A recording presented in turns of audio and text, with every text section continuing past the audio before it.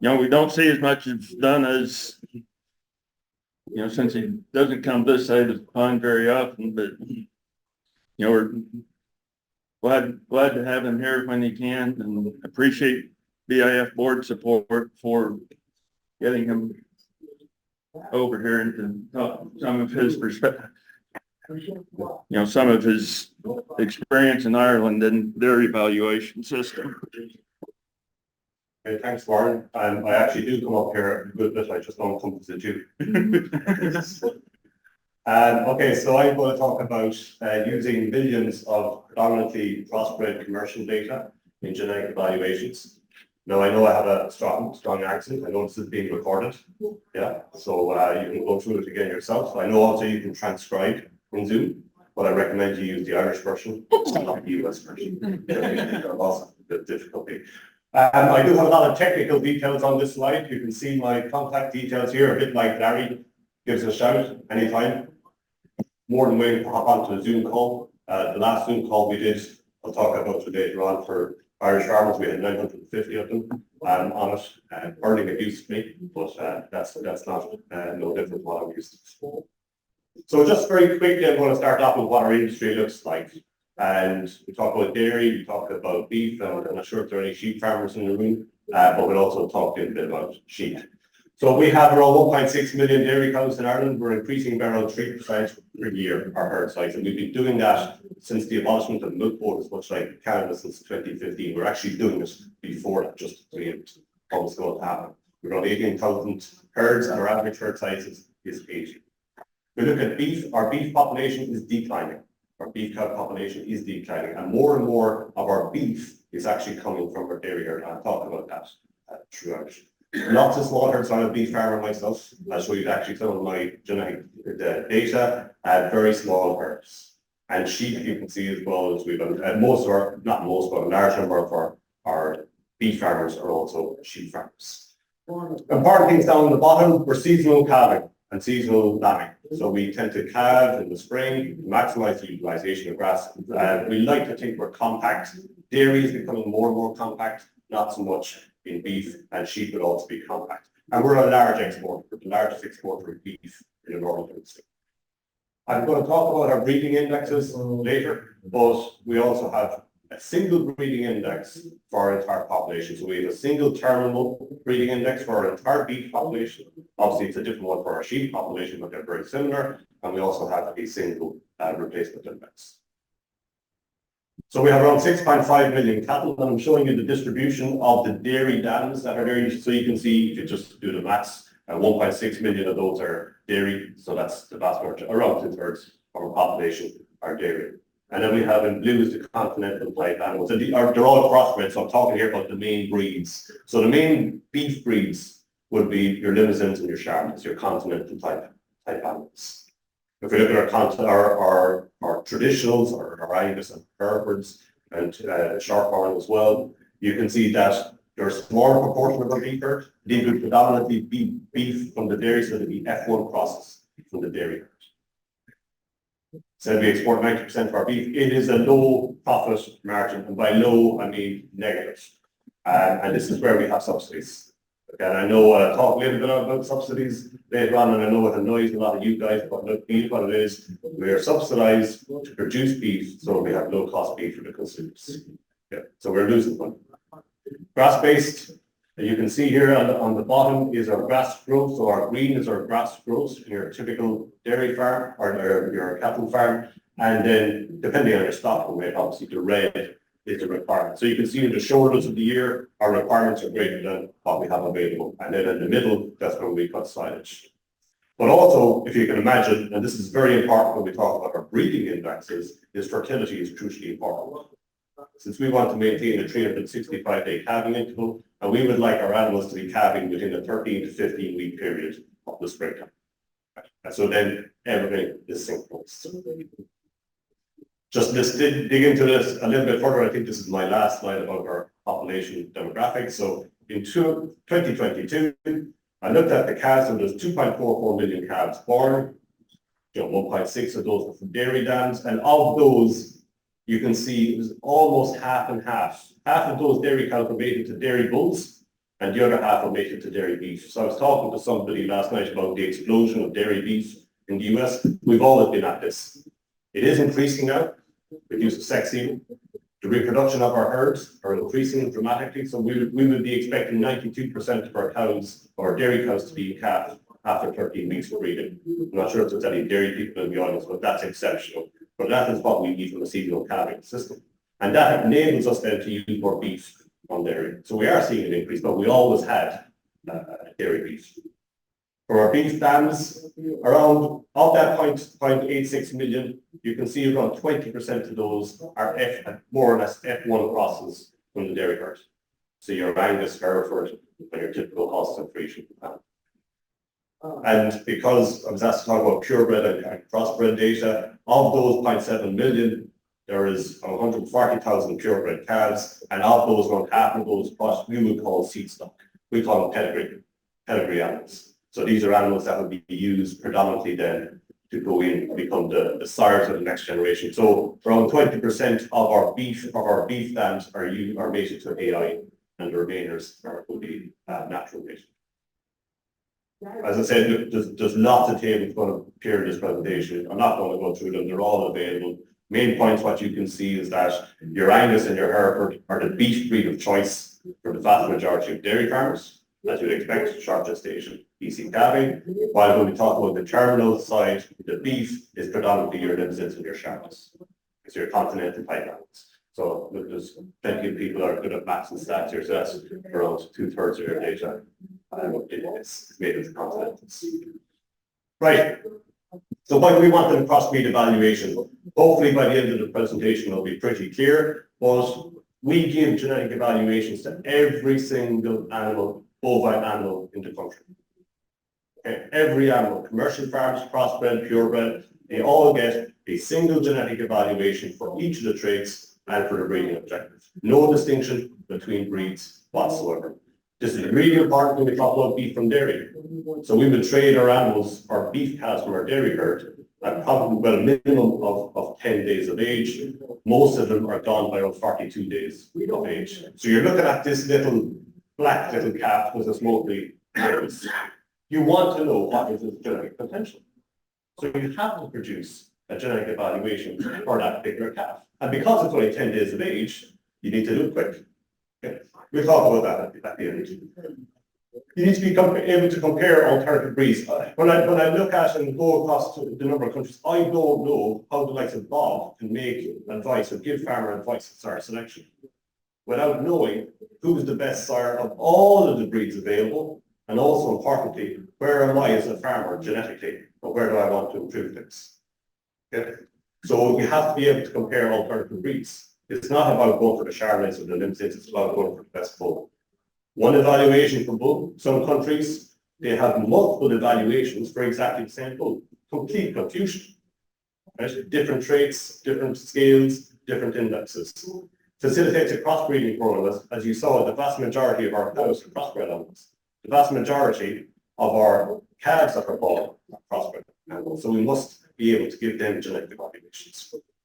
And because that's most of our population, that actually drives our genetic evaluation. So we must be able to use that crossbred data. And of course, by using more data, all else being equal, you should have an increased accuracy of selection, and you can also therefore have an increased selection intensity. So that's going to drive genetic gain. And then, and Larry touched on this a little bit, we don't deal in GYE, as most people know, we all just accept that it exists and we tend to ignore it. But because this is across 100,000 farms, across Ireland, across all different soil types, climatic conditions, there is a big difference in weather in Ireland. We would argue this is more robust to the different GYEs that exist. Downsides, political, massive political discussions. Once everything is fine, and we moved around 3 years ago to a crossbreed evaluation for sheep, everything was fine until we produced a crossbreed evaluation, and that enabled you to compare breeds. And then that's when stuff hits the fan. And there are downsides, and Mark, I think a few guys have talked about the downsides. Yes, we do make some pretty robust assumptions, like genetic correlations between the different breeds is identical, the breeding objective is the same for all the different breeds, but you have to weigh this up against actually minimizing confusion. And we would argue that, yes, there are technical deficiencies in the system, like G by E. Nobody here is really accounting for G by E. We all acknowledge it again. So that's a technical inefficiency, but you just say what's the hassle associated with doing the genetic evaluations, but also explaining the genetic evaluations and farmers what to use. That's going to be difficult. Okay, so it's not worth it. So this is just showing you how our farmers see it. These are two bulls, a Charolais and an Angus. I know I see Bruce on the back of Cementals. This is an Angus. We don't have black Cementals. Not everything in Ireland is black, unlike you guys. So they are all comparable. So let's just dig into this one. And you can find these bulls on the ICF. These are bulls that I use. Okay. So the very top, you probably can't see it too well, but this is the replacement index value, or the index values of this particular bull. And we present these within the breed. So this bull is 1 star within the breed and also across the breeds. Okay, so it's a poor, so stars is 20%. So to 1 star, so it's the bottom 20% for terminal characteristics within the Charolais, but it's average across breeds because it's being compared to an Angus and a Hereford. Okay, so it's not going to be 5 star because that would probably be a Belgian Dukes. Okay, so we can compare it, then we can look at the individual traits. So it's very docile. For a Charolais, it's in the most docile 20%, and it's in the top 40% across breeds. Age at finish, carcass weight, and carcass conformation, etc. So you can see the characteristics of this particular animal, but more importantly, you can compare it directly to the Angus bull. So this Angus bull is in the top 20% within breed for terminal characteristics. And it's also average. So these two bulls, despite one being a Charolais and one being an Angus, are actually pretty similar in terminal characteristics. And then you can look at this calving difficulty and gestation. So I can look at those two bulls, forget about their coat color, and actually decide which bull is most suited to my particular system.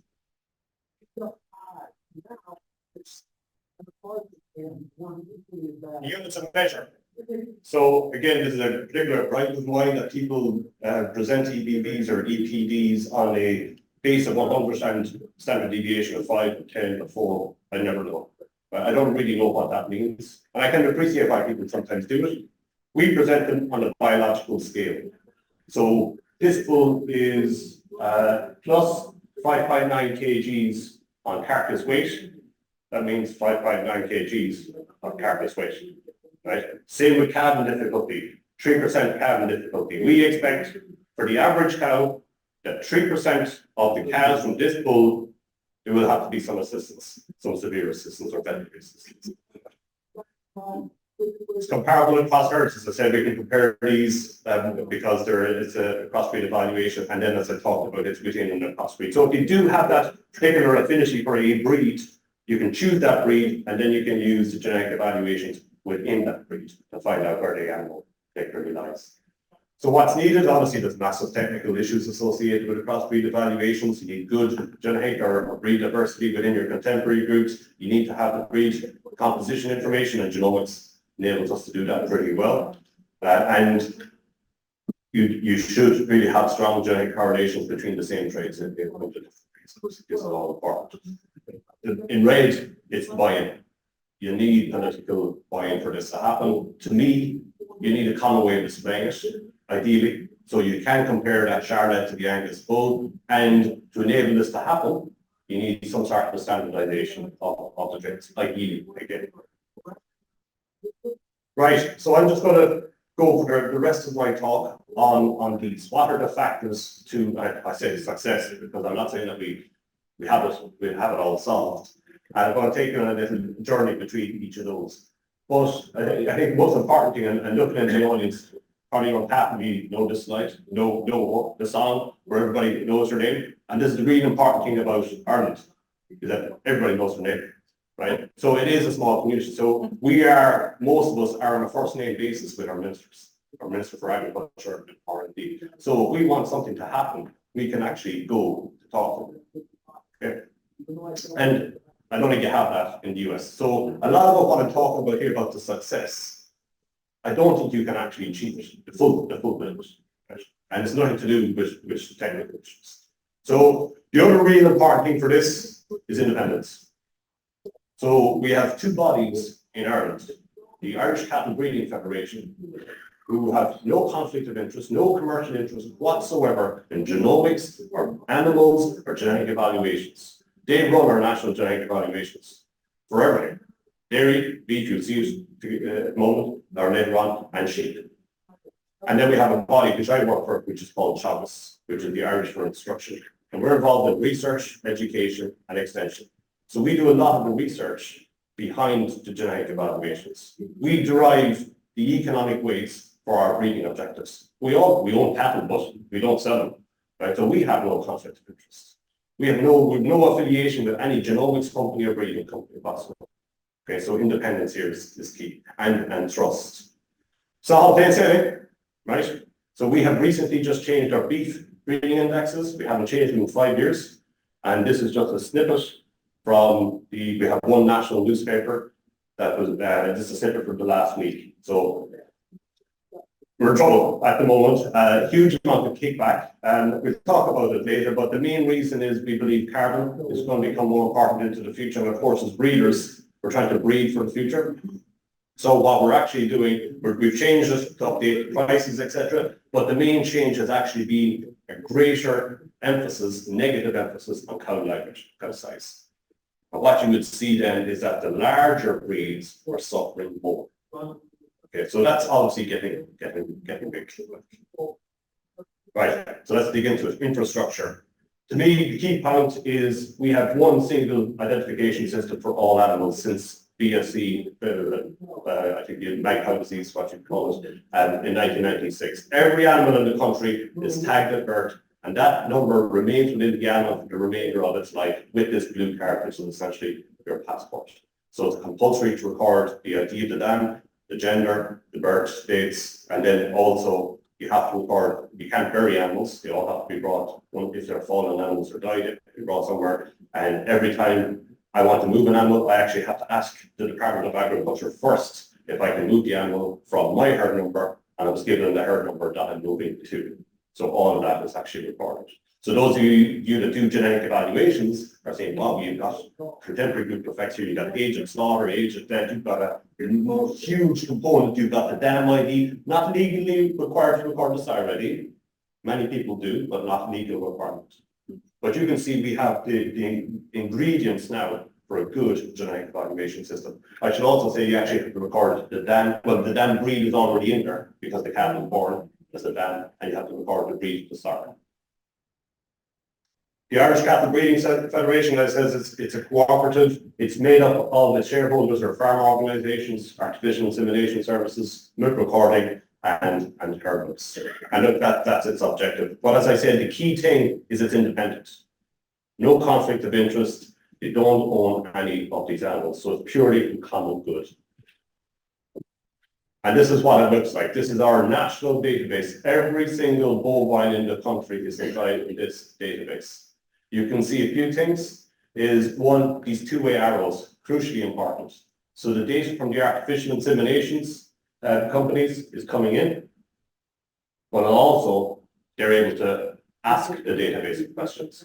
Similarly for the herd books, so the certification for pedigree registration from the herd books are actually generated from the ICBF database, and the logo of the breed society is put onto them. So the farm, as far as they're concerned, it's just coming from the herd books, but it's actually coming from the national database. Slaughter data, factories data, our advisors, so when we go on farms, we automatically have access to that farmer's information, or we do discussion groups where you might have 20 farmers in a locality. Before you go on to the farm, you actually have the whole 20 farmers information. So you can pinpoint people and say, Bob, your milk or your beef is up, sorry, I'm talking to beef farmers now, your carcass weights are, what are you doing? And then you're getting peer-to-peer learning because your carcass weights are low and you're explaining why you're getting carcass, what bulls, and you know the bulls that farmers are using, so you have all the information. So you don't waste 30 minutes trying to collate all this information on the whiteboard. It's already available. This is where we sit up on top. So we have full access to the database. And every farmer that puts their data into the database has said that the data is freely available for research purposes and for use in national genetic evaluations as well as in other conditions. But they can provide their data to any service provider that they want. They just go in and they just tick a box and say, give that person access to my data. I wasn't going to talk about genomics, but Mark said I was going to talk about genomics, so you can blame Mark for this slide, because this is where we are when it comes to genomics. So we have around 3 million animals genotyped at the moment. We're embarking on a national genotyping plan where we will be genotyping approximately next year 1 million animals, with the view that every single bovine in the country will be genotyped at birth. Now you might think that that's crazy. It is crazy, but for the last 4, 5, 6 years, every single animal in the country, bovine animal in the country, has had biopsy taken of its ear for use for BVD, bovine viral diarrhea.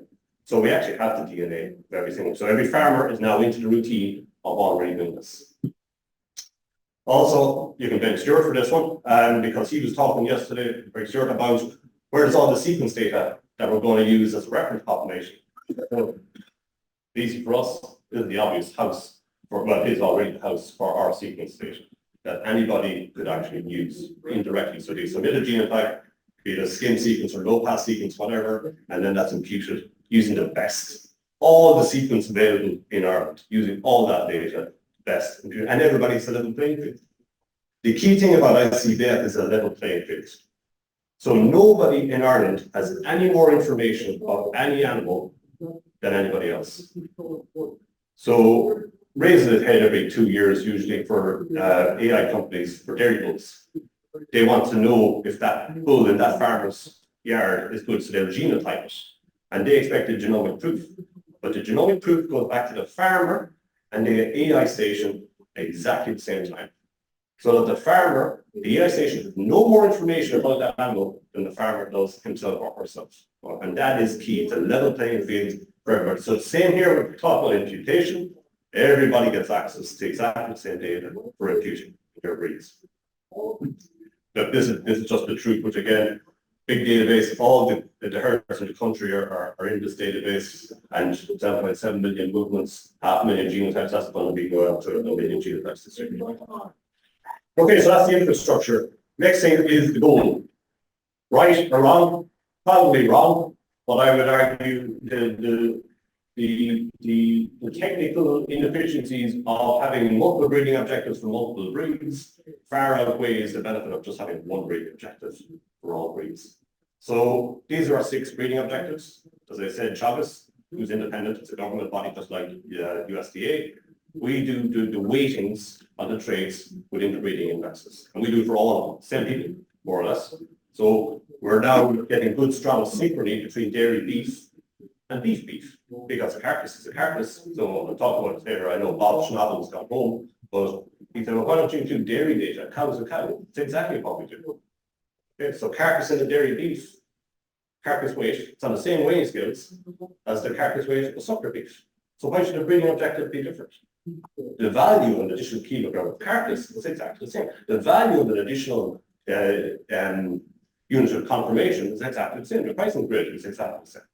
Okay. It might be there's subtleties and difference per calf, for example, because of beef cows, you don't lose the 600 liters of milk that you would in a dairy cow for most cesarean. You get differences in fertility, but the actual framework for deriving those breeding objectives or those economic weights is the same. So you can quite clearly see no surprises. Reproduction is a crucial component of our female type indexes, or our dairy breeding index, our replacement in our beef and our replacement in our sheep, and then the terminal traits of lambing or calving difficulty and carcass related traits are more important when we talk about for terminal traits. And as I said, this is the slide I showed you earlier, that's where the indexes are. So these are beef bulls. Obviously, we don't present how much milk, but we do present how much milk, but we don't, from the dairy context, we don't give them a dairy breeding index for an angus. That's just stupid. Okay, and we don't give a beef breeding index for a dairy bull. Okay, so these are just the three indexes for the beef bull. So you can see the replacement one, the terminal, and then you have the dairy beef. Because some people like to use Chardonnays on their ultimate cows. Okay, so let's give them the evaluation for this bull for suitability for dairies. Why do we do all of this? Well, again, Larry talked a little bit about this. I know Larry does our breed effects, our mean breed effects rank up with yours. So this is the calving traits down here. calving difficulty, gestation mortality, and the carcass rates. And these are just your box and whisker plot of the different breeds. And the big point, like I hate breeds, absolutely hate talking about breeds. But you're always, when you're talking to farmers, you're always dragged back into that breed discussion. But I like to, well, I don't show this type of slide, but I like to talk about this where you can see that there are Charolais who have an easier or more easier calving than Angus's. On average, the Charolais are worse, but there is individual Charolais. And that's the crossbreed evaluation enables you to find it. Just like there are Angus's who have heavier carcasses. Oh, there's only a few that heavier carcasses than Charolais, but they're there, right? So just digging into our indexes in a little bit more detail, and this is what they look like. So this is our terminal index for our beef animals. So you can see in orange, around half of it is carcass traits, so carcass weight confirmation, fat work, carcass specifications. What's that? Around a quarter is calving. We can't sell a dead calf. The calf has to come out alive with a short gestation. Then a bit on efficiency, slaughter age, big one. We're not really seeing it being used internationally. Age is slaughter massively important both economically and also from a carbon perspective and feed intake. And then we have others like bonus and that. And we have this carbon index that we included this year. And I'll talk about that in a little bit more detail in a few slides. For our replacement, half and half kind of. So this is the calf component here of the replacement index, and this is the cow component. And the calf component is essentially lifted from the terminal index. Right, so our replacement index, what you might call the terminal index, is obviously a combination between terminal characteristics and let's call them female characteristics. If you didn't have the terminal, you'd have all jerseys and Holsteins come into it. Right, so we have to include some bit of terminal characteristics inside. But it's around half and half. And if you stand back from it economically, you say, that makes sense. You know, maybe a little bit more for the cow size, mature cow size and things like that, probably contributing more to the overall profit, not revenue, profit. If we look at our dairy beef index, so this is for beef bulls we're using dairy females. Again, what we're trying to do here is marry the desires of the dairy farmer, short gestation, easy calving, light calf. That's the ones in green. Versus the beef farmer who wants a good calf, saleable, good carcass weight, good growth, good confirmation, good efficiency. That's there in blue. Right? And again, if you stand back from that philosophically, you'd say that's probably not right. So these are all derived from economic values, but those kind of make sense as to where you think the weights probably should be. Right, I just want to dig into this carbon in the breeding index because we included this 2022 last year in dairy. In the dairy index, both the dairy bulls and the beef bulls were used in dairy. And this year we included in the beef index, and this is one that we got most kickback on, because farmers obviously aren't getting paid for carbon. But of course, as I said, as breeders, 7 years down the line, if there is something, you know, who's going to be called up and say, why didn't you see this coming? You should have seen this coming. It was always going to come. So we're trying to get ahead of it. Will we be right? Will we be wrong? Time will tell. What's the carbon price? Nobody knows. So we put on a price of around €80 a tonne. Just to show you how does it work. Let's just take age at slaughter as an example. And put yourself in the Irish context where age at slaughter is really important. So we have an economic value associated with age at slaughter. Those of you that remember what an economic value is to change in profit per unit change in that trait, holding all else in your index constant.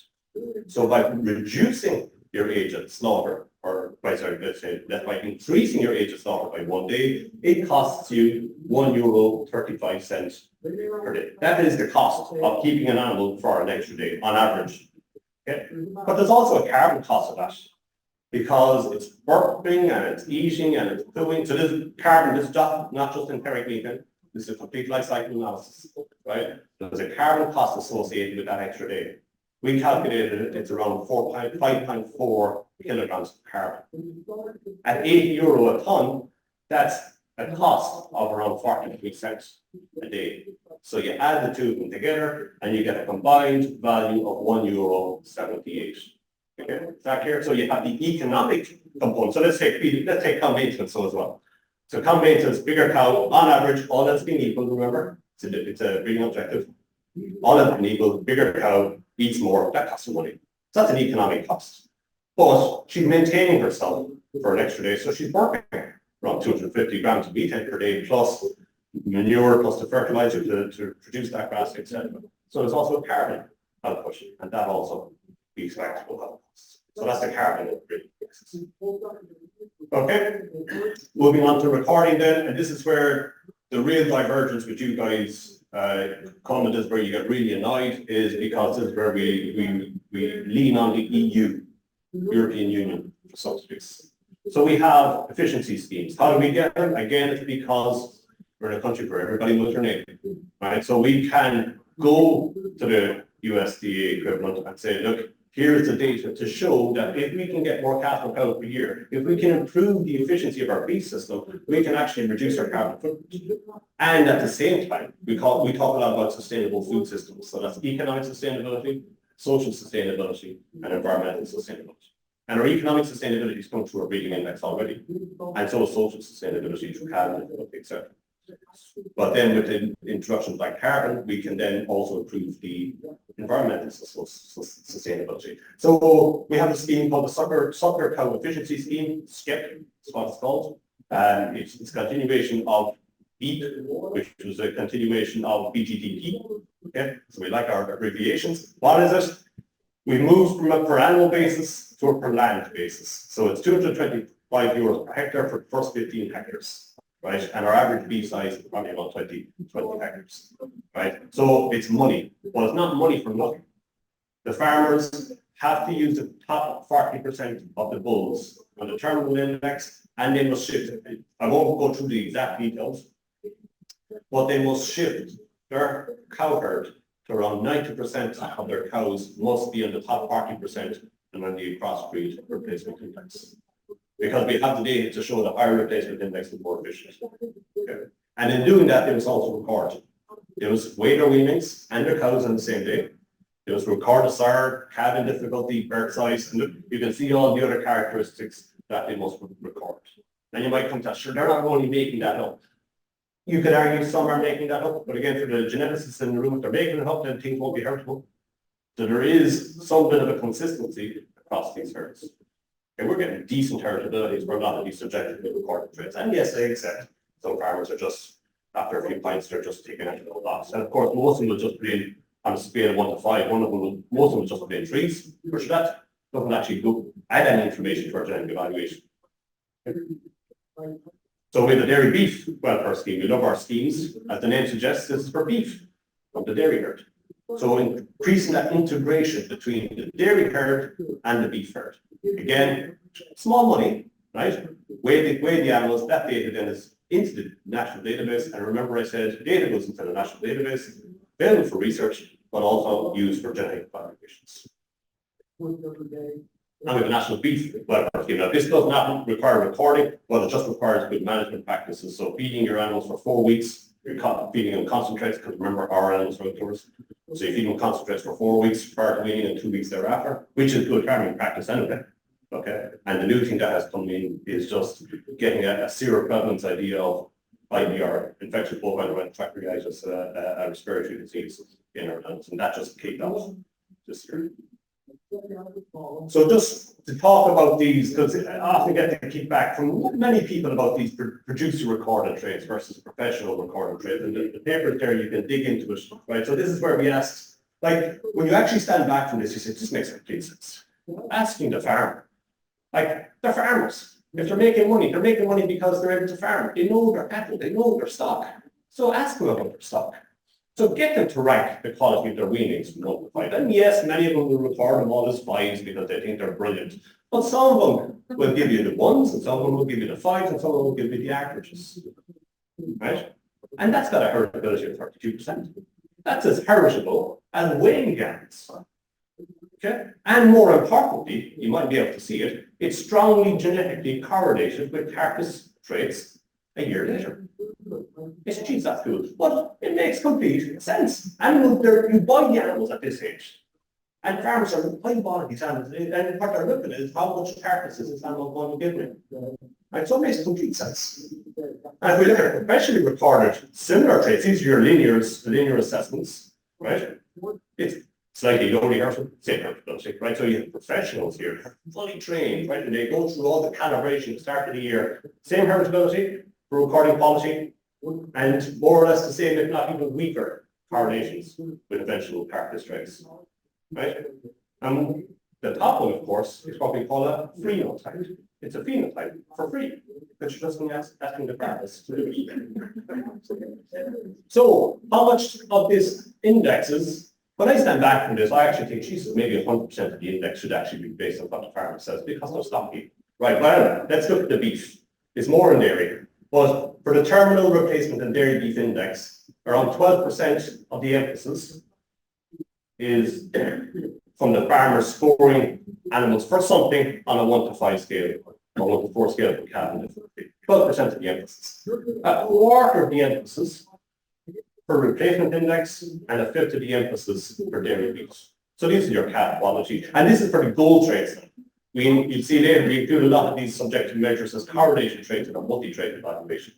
When we talk about getting recorded by the producers, so that includes the 12%, you can see that almost half, let's say a fifth to 2/5 of the emphasis and our indexes is from data recorded by farmers. Okay? So, for the subjective ones, we're talking about docility and dystocia. We asked farmers, this actually came from Steve Miller. He was doing Johnny Crowley's PhD, defending it. And we're not like you, we didn't weigh our yearlings or weanlings much, so we didn't have good maternal weaning weights. And we put it to Steve, how could we do this? So try asking the farmers. It makes complete sense. Every farm, remember, we only have 20 cows on average. We all know our great milk are, and we all know our crap milk. So one is the 5, so 2 or 3 of 5s, 2 or 3 of 1s, and then everything else is average. That's fine. Right? And what we actually see, I don't show it here, we see a really strong genetic correlation with maternal weaning weight. Again, it's a phenotype. Just ask the farmers. And they're part of the process. We talk a lot about research about co-design and participatory research. This is where you're engaging your stakeholders in actually generation of your genetic evaluations. The recorded traits then are your calving deaths, and gestation data, and mortality, and then weights. Moving on to genetic evaluations. So these are our suites of genetic evaluations that we run that feed into our breeding objectives. Right, and the bottom there we show the muscle and skeletal. They're your linear scored ones. They don't actually directly feed into our breeding objectives. They're up or into our goal traits. They're included in some of our multi-trait genetic evaluations. Okay. So these are the suites of traits. Matt suggested, well, I haven't got it up there yet actually, but what's the data look like? So if we just break into just a few of them. Calving difficulty, so we have, what's that? 7.8 million calving records. That's both editing. That's included in our genetic evaluation. So all sires and dams known, contemporary group sizes, minimum of 5 or whatever. You can see that this is for calving. So I'll talk about it later, but there's no dairy data in here directly. So red on red doesn't work. But most of those are from sucker cows, beef on beef sucker cows. Some of them are from purebred beef, and then some of them are from beef on dairy. If you talk about carcass traits, you can see here we have included dairy by dairy, and I put Bob's picture on there. That Bob said yesterday, why don't we include dairy? Well, we do include dairy. Okay. Remember, I showed you that around 20% of our beef cows actually were born in a dairy herd, so they got half dairy genetics. And a carcass is a carcass is a carcass is a carcass. Okay. But it's hanging without the hide. You know, but you might know if it's a dairy Holstein versus a Charlotte, but it's measured exactly the same thing. So around half the data. And this is, if I was to do this for 2022, it would probably be more than half the data for a carcass traits now comes from our dairy herds. If you look at feed intake, a lot less records, 9,000 feed intake records, mostly from our purebred animals, because this was from a performance test station prior to around 2012. And we've moved that to a progeny test station where we do crossbreds now. Bob is still there in the middle. And then our fertility as well, you can see we don't have any dairy by dairy data here because we believe that is a genetically a different trait. Fertility in dairy herds is different to fertility in beef herds. Okay. Matt suggested I put in the models. I'm not going to go through them. The slides are available. You can go through them yourselves. This is for the different suites of traits. The calving difficulty in red, I've highlighted the gold traits. Right. So we do actually include dairy data in our genetic evaluation. I'll show you the correlations in a second of our beef animals. Okay. So we have 4 different genetic evaluations for, I mean, a lot of discussion about this is, again, it was about the ease of presentation. So now every beef bull, I'm not sure if I fully agree with it, but every beef bull has 2 genetic evaluations, one for use on heifers, one for use on bulls, or one for cows. Okay. And then a beef bull will actually have 4, because he then have a genetic evaluation for use on a dairy heifer, or for use on a dairy bull. Or dairy bull. Okay. So I don't know if you can see the fixed effects in the model. What I didn't include here, and it was Larry, you reminded me, so our breed effects, we used to put them in as covariates, and after Larry is gone, they now go in as pedigree groups in our relationship effects. So this is our dairy versus cow performance. So what you can see here, this is just illustrative purposes. Our genetic correlation that we have estimated between calf difficulty in dairy cows and dairy heifers, 0.91. Should we have been doing it at the same? Yeah. But again, engaging with the industry said they'd like them separated. So in fact, it's that separation. Correlation between a beef bull's calf difficulty in, let's say, a dairy cow versus a beef cow is 0.6. Stuart, does that make sense? Same bull, cows, dairy cows' pelvic structure may be a little bit different than dairy beefs, or a beef cow's pelvic structure. Again, I'm not going to go through them, they're all just there for you to look at. So X by 2 means we have 2 different contemporary groups. So we'd have the contemporary group at the farm that the animal was slaughtered from, and then the previous contemporary groups. Right, moving on to integration, I'm almost finished. Not going to go through it, but that's what it takes. That's the breeding decisions that farmers make. Okay, they need to decide, well, which cows am I going to breed from? Which cows am I going to cull from? And we have indexes that enable farmers to do that. And then for dairy, you're going to say, well, which ones are beef? Which ones am I going to breed replacements from? Versus which ones am I going to breed to a terminal? Right? And without the genetic data, how farmers can actually differentiate that. And then for dairy in particular, if they're genetically elite, well, which one am I going to use sex semen on? Which one is likely to conceive? But we have all the data, because we know when the cow's calved, right? We know calving difficulty. So if she's only 30 days calved with a bit of calving difficulty, I wouldn't be doing sex semen into her. Right? While if she's 60 days calved, first lactation or even actually parent doesn't make that much of a difference, and no calving difficulty, no retained afterbirth, and genetically elite, hit her with sex semen. Right? It's all there. It's all in the system that farmers can see very, very easily. And then once the calf is born, does the calf any good? With an Mendelian sampling, you've no idea. And I love telling farmers that they can be unrelated to their brother or sister. And then when you actually show them how inheritance happens, they go, right, that calf is from a genetically elite sire and a genetically elite dam, but it could be genetically very, very poor as a Mendelian sampling. So this is the data. This is my own farm. This is the data that we have available to us. So we have the cows, we have all the pedigree. So this is free. I just log out of the system. I can do it now, right? I have the replacement index of my herd. I have my average daughter milk, so that's my milk traits. I'm a 5-star in the top 20% because I'm mostly dairy cross. I'm 5-star on milk. So and I'm happy with my milk. So that means I need to pick bulls who are 5-star in milk. Yes, they're the top 20%, and yes, the academics in the room will say there's a difference between plus 5 kgs and plus 10 kgs. Yeah, fine. But Jesus, if we can get farmers to work off the top 20% or star system, you'd have the battle, right? My carcass weight, before my carcass weight. My carcass weight, I'm in the bottom 20% for carcass weight. And I'm not really happy with my carcass weight. So I need to pick bulls that are 5-star on look and greater than 1-star on carcass weight. And that will improve my carcass weight. And I can look at my other traits as well. Okay, is that clear? So here are my cows, right? So I can see, where they are genetically. So this is your, you call them EPDs, right? This is my genetic marker for gestation, mortality, carcass weight, etc. So this lady here, she's a half Belgian blue. So she is good on carcass weight. She produces a good calf. So I'm happy with her carcass, as her progenitor's carcass. So I just need to use bull plus 15, and I hold that carcass. Great confirmation. I'm happy with that. I'm really happy with this calf, which means that for these cows, I need to use bulls that are around plus 1.42 to get them up, their calves up to where my Belgian blue calves are. Yeah. And that's the number that I know I need to hit for my bulls. And I just can't understand how anybody can pick bulls or recommend picking bulls for farmers without having this information. To me, it's completely impossible. You can see my cow live weights. This cow actually got hit in the index. She dropped from a 5-star down to a 3-star because she's heavy out. She's 767 kilos. And when I saw that, I said, she's a favorite cow, I love her. And I said, actually, no. I said, I'm never going to have cows like that again. No way, too heavy. So to me, the index actually works.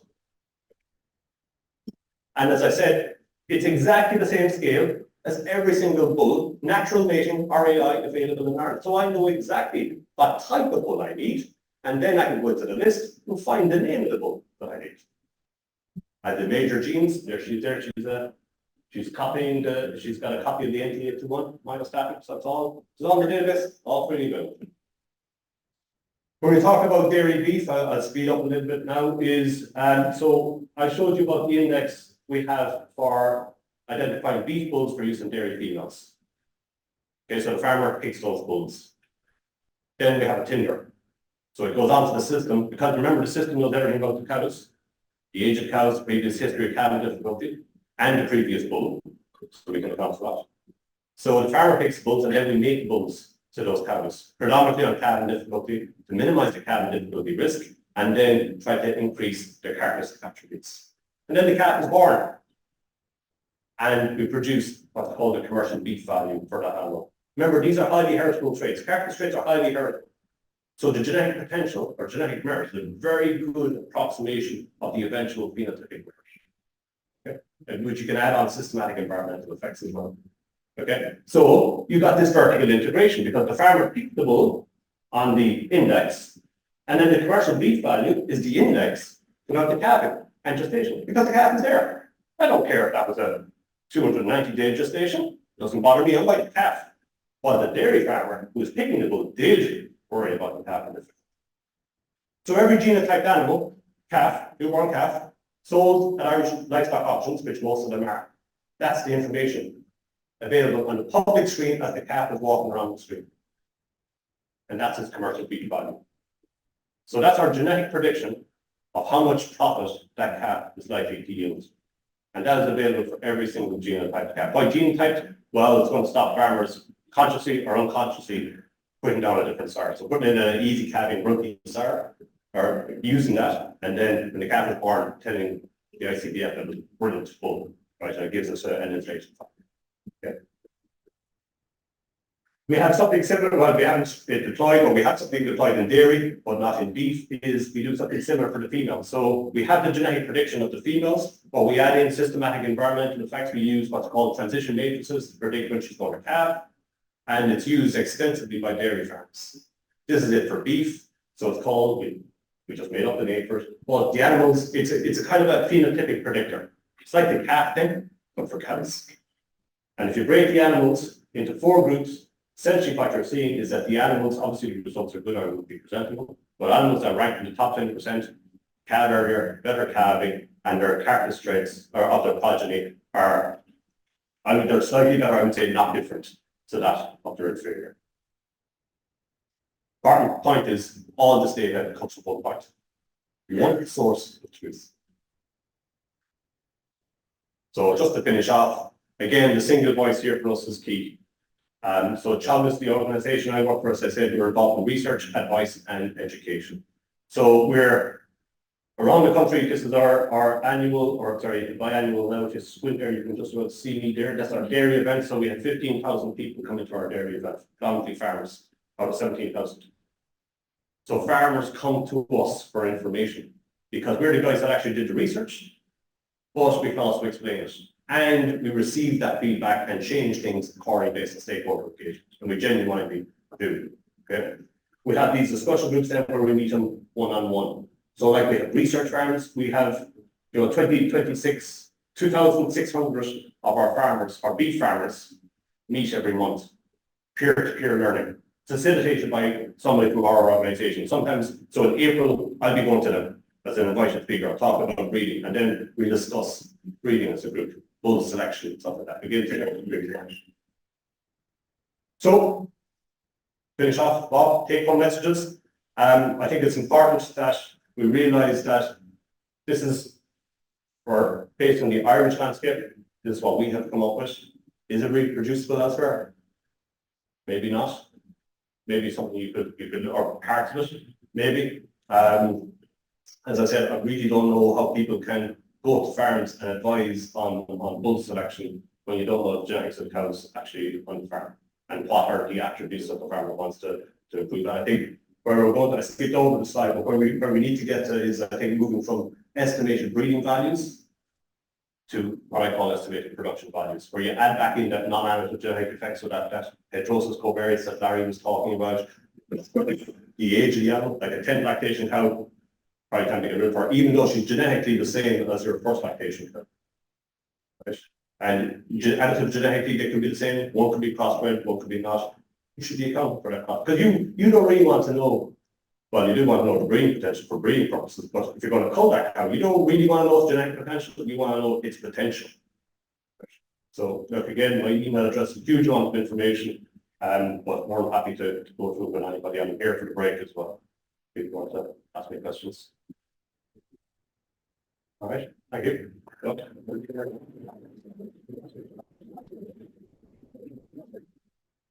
You have evidence that your system is increasing beef production efficiency, either as measured by beef per cow or perhaps beef per hectare? Yeah. So the question is do we have evidence that our genetic trends or our index trends is increasing the efficiency of production? And yes, we do. Supposed to take it out the slide. So we're one of the only countries in the world that I know of. I know Daily Cruz did some that actually peer-reviewed publish validation of not just our genetic evaluations, but also our breeding objectives. And I had it on the side, they're freely available for dairy, beef, and sheep.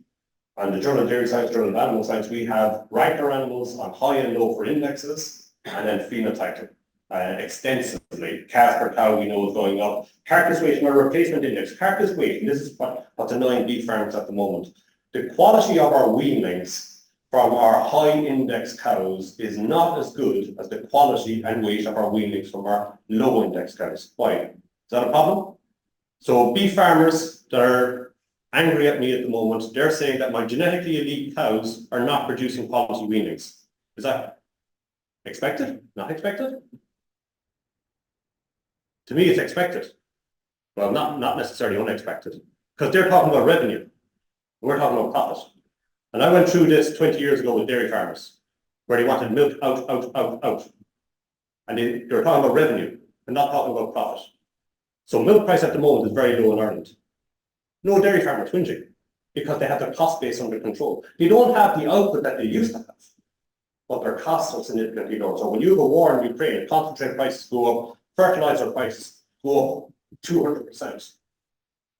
You have to have a handle on your cost base. Yeah, so we do have the evidence. But if you actually look at this for the terminal index, this is another one, and this just shows you how media could pick something up if they wanted to.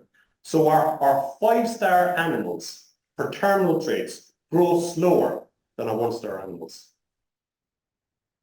So the animals that we said are genetically elite for terminal characteristics grow slower.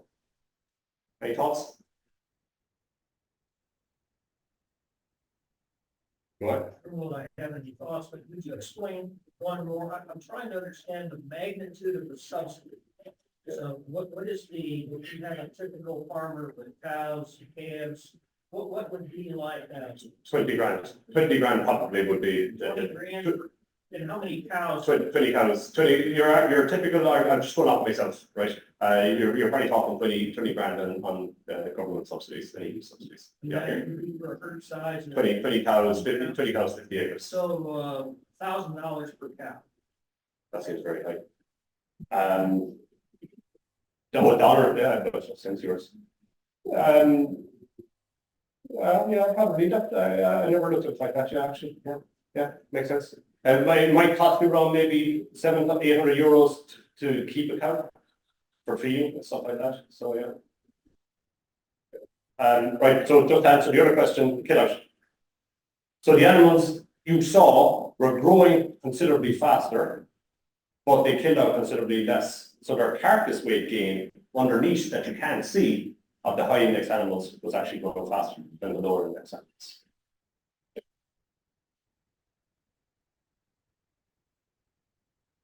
How do you, I understand that you have just one, that's the one which for all the cow. How do you find the priorities of new trades? Yeah, okay, so the question is, because we work across everything, how do we prioritize traits? So every year, I'm talking about dairy, beef and sheep here now, every year we would sit down as a group with amongst ourselves, Thomas and ICBF, and we would say, has economics changed sufficiently to justify revisiting our economic values and going out and telling farmers that your all your animals have dropped because the economic value changes, and at the same time then we see do we need new traits? Carbon being a very good example of a new trait I've included. Aged slaughter was a very good example. Why did we decide on aged slaughter? Well, government policy to reduce we have to reduce our carbon emissions by 25% by 2030. If we can pull back aged slaughter by 3 months, and this is in our government strategy, then we can achieve a lot of that. So obviously, because it's from 30% heritable, we said, right, we need to feed into this government strategy of reducing aged slaughter. And sometimes then it's just with those 15,000 farmers, they're just saying it, lads, somebody mentioned about teeth length is getting sharp in Holsteins. Lads, teeth length is getting sharp. So right, okay, let's do genetic trials, which we did. Indeed, it is getting sharp. Now, should we actually try to address that issue? So it's a combination of it. And remember, most of us are farmers ourselves, so we know a lot of the issues on the ground. They were thinking more about complex trade, like near data or where you can speed. Yeah. For example, dairy, how do you balance that with beef? Oh yeah, okay, so sorry, the question is the relative emphasis on trade within an index, pure economics. Every one of those I can stand up in front of the court of law and justify. Every one of those economic values, and that's what I always say, because when I was working in New Zealand, dairy farmers took one of the breeding companies to court about the breeding objectives. So every single one, and most of it is published in peer-reviewed publications, the economic values, and so farmers at that seminar said to me, why are you putting so much emphasis on calving difficulty? That's what the economics is telling me. And one more cesarean costs something like €800 versus a 1 kilogram extra carcass weight is worth €4. And the economics actually ends up changing. Yeah. So we're not like, I know in dairy, I'm not sure in beef, I know in dairy, a lot of countries, they either usually pale male and stale males around the table, and they decide, oh, let's increase lameness and do this and do this and do this, and let's back calculate the emphasis. Some countries then they do an economic appraisal like we do, and then they say, don't like the genetic trend of the massage that one will we don't do any of that, it's just pure economics. And we have to have assumptions like the carbon tax, €80, be 90, 70. And again, when I was going around to her books last week, I put up the calculation of carbon difficulty, because that's the one that was hit some a lot. It was in Excel. And I had 9 hours for a cesarean, all in. And they said it's 6 hours. And I said, okay, let's change it to 6. Economic value changes. I think it changed by 9 cents. I said, yeah, lads, we can argue whether it's 9 hours or 6 hours or 13 hours for a cesarean. At the end of the day, it'll change a bull whose difference is the difference in the carbon difficulty of 10% of units, it'll change that bull by less than €1.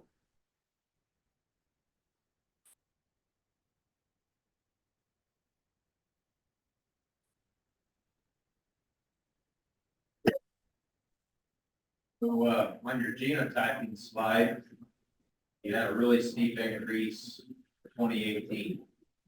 What changed with the subsidy government? Exactly. I was about to ask you, so the question is my genotyping slide that showed a big increase in 2018. Why? I was about to ask you, why do you think, of course, subsidies? That was the BGDP, Beef Data and Genomics Program, where we incentivise farmers. They still have to pay, but not the full cost for genotyping. So I'm paying €6, I think, now for genotyping my animals. And I'm part of the National Genotyping Plan. So I'll be genotyping my calves at birth. I won't need to record anything other than the date, and the genotype will tell me exactly which parentage is and breed composition. Who was the wizard that came up with that and that proposal to your government? It was a team effort. It genuinely was. So like you have it's called, not political activists wouldn't be right, but the people who do that, but then you have the scientists that do what you're asking about, the question about where's the evidence. So we provide the evidence that by doing this is what the carbon savings that we expect to achieve. Is this actually achievable by genotyping? We expect a 50% increase in genetic gain. Bang, bang, bang, bang, bang. Here's all the maths. So here's your return on investment. And that could have taken 12 months now, because it's an initiative process. So the current scheme is co-financed by industry, by the meat and dairy industry. And again, that took around 12 months and lots of meetings to get that.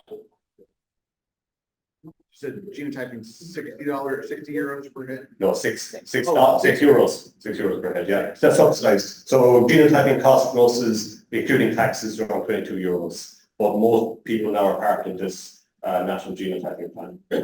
Yeah, so that funding for that part actually came from the Brexit. So I'm not sure if you're familiar with Brexit. Brexit is where the UK left the European Union, and most of our produce, I think 45% of our agri-food produce goes to the UK. So the EU said, well, we'll give you some money to try to compensate or to get you over this hump. And what genotyping platform? We're agnostic to platform and service provider. We have used both, and I was talking to Bob and stuff like that. Everybody here was talking about Illumina and the deficiencies. We're currently using API. We've been using for the past few years. A lot of the deficiencies that were mentioned are the deficiencies in API. So we tender twice. We tender for the chip provider, usually one of the two, and then we tender then for the service provider. Say, right, we decide on the chip. So we're using the chip now. Gives the cost, and it's a raw chip. And it's beautiful because it enables us then to play everybody off each other twice. So we play Illumina versus API, and then we play all the Neogens of the world versus all the others of the world. So we get the best of both teams. SNP density? What? SNP density, 60K for 60, 70 for deals. What do you have for breakfast? We only use around 38,000. Those fine for us. But it was interesting now yesterday, on the low pass. That's where we're going to go to. So.